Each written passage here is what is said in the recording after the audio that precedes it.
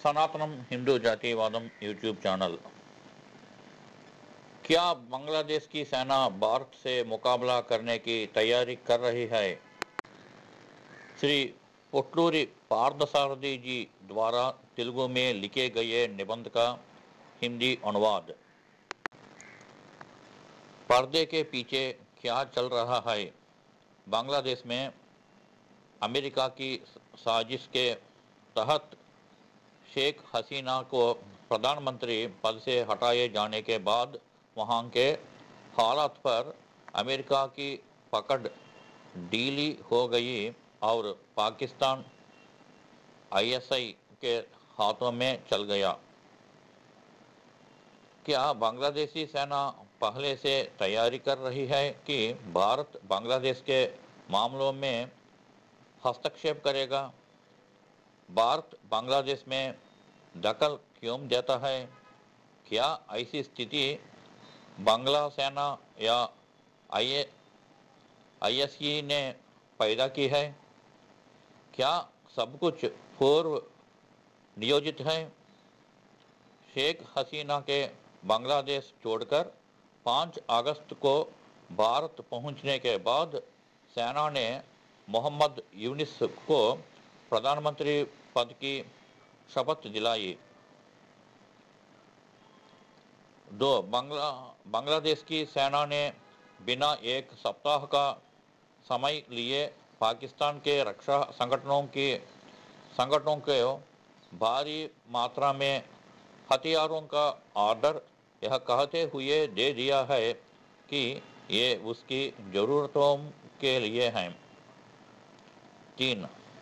पहली खेप सितंबर के पहले सप्ताह में बांग्लादेश पहुंचनी चाहिए और पाकिस्तान को दिसंबर महीने तक 2 और शिपमेंट के साथ 3 चरणों में पूरे ऑर्डर की आपूर्ति करनी चाहिए। बांग्लादेश सेना द्वारा पाकिस्तान से 40,000 राउंड तोप के गोले खरीदे जा रहा है। बांग्लादेशी सेना जिसने 2023 में केवल 12,000 राउंड खरीदे थे, अब उससे 3 गुना अधिक राशि क्यों खरीद रही है? 5 पॉइंट।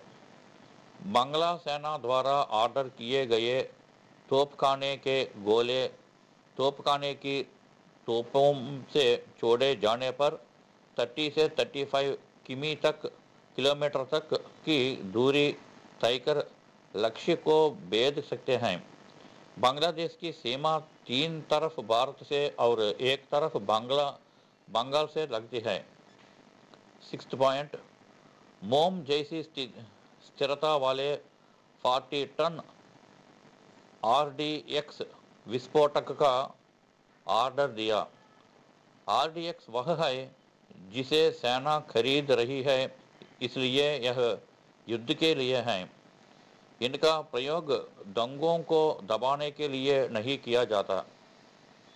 7 पॉइंट। उच्च विस्फोटक प्रोजेक्टाइल के साथ 2900 मोटर लॉन्चर।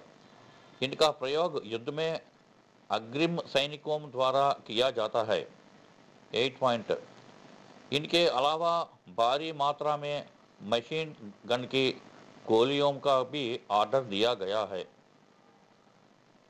भारतीय खुफिया एजेंसियों को बांग्लादेश सेना द्वारा पाकिस्तान को दिए गए आदेश की भनक लग गई। पाकिस्तानी सेना प्रमुख ने अपनी रक्षा एजेंसियों को सूचित किया कि इस महीने के पहले सप्ताह में दिए गए आदेश को तुरंत लागू किया जाए और समय सीमा से पहले इस तैयार करके देने के निर्देश दिए जाएं।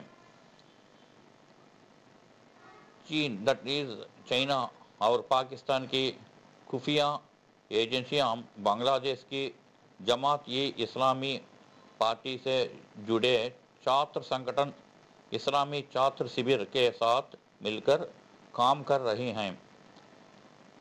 चाइना नहीं चाहता है कि बांग्लादेश अमेरिका या भारत के साथ काम करे। अमेरिका नहीं चाहता है कि बांग्लादेश चीन की शरण में जाए। चीन और पाकिस्तान को मोहम्मद यूनिस का बांग्लादेश का प्रधानमंत्री बनना पसंद नहीं है।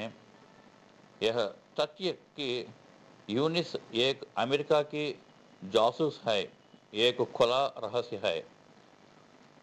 फिलहाल पाकिस्तान की योजना यूनुस के इस्तीफा देकर सेना की निगरानी में चुनाव कराने के बाद बेगम खलीदा जिया को प्रधानमंत्री बनाने की है।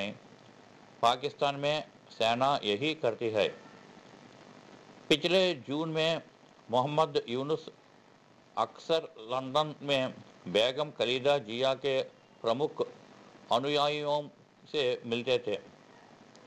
यूनुस ने खलीदा जिया के समर्थकों से शेख हसीना को बाहर करने के तरीके पर बातचीत की। यूनुस को योजना की जानकारी थी और उन्होंने उसी समय प्रधानमंत्री के रूप में खलीदा जिया का समर्थन करने का वादा किया था। चेहरा खुद बनी प्रधानमंत्री। अब छात्र संघ तब तक चैन में नहीं बैठेंगे जब तक यूनिस इस्तीफा नहीं दे देते। राजनीतिक दलों के समर्थक छात्रों के नाम पर फर्जी आंदोलन कर रहे हैं। बांग्लादेश में बेहद सक्रिय है पाकिस्तानी आईएसआई। डिजिटल मीडिया में दुष्प्रचार फैलना।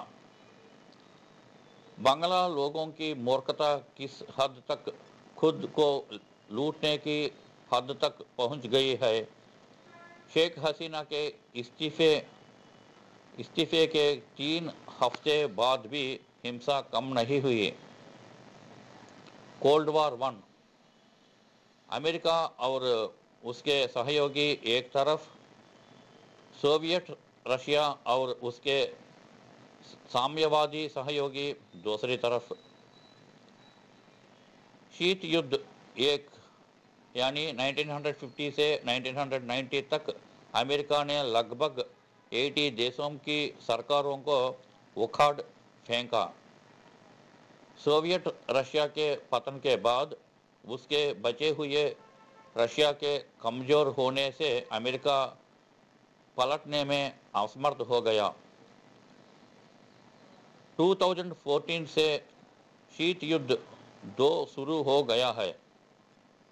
इस बार चीन सोवियत रशिया की स्थिति में शामिल हो गया है। रशिया अभी भी प्रतिस्पर्धा है क्योंकि उसके पास बड़ी संख्या में परमाणु हथियार हैं। एशियाई देशों के चीन जाने से रोकने की कोशिश में अमेरिका। हमने कोई परवाह नहीं की लेकिन लाओस देश को पूरी तरह से चीनी नियंत्रण में गए बहुत दिन हो गए।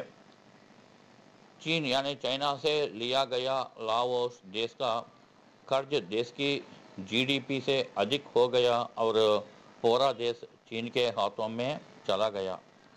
लाओस एक भूमि से गिरा हुआ देश है। लाओस की हालत इतनी खराब है कि वह कर्ज चुकाना तो दूर ब्याज भी नहीं चुका पा रहा है। हालांकि लाओस पर अभी तक विजय नहीं हुई है। चीन रिमोट कंट्रोल से देश पर शासन कर रहा है। इसलिए शेख हसीना इस बात को लेकर सावधान थी कि बांग्लादेश को वह दर्जा ना मिले।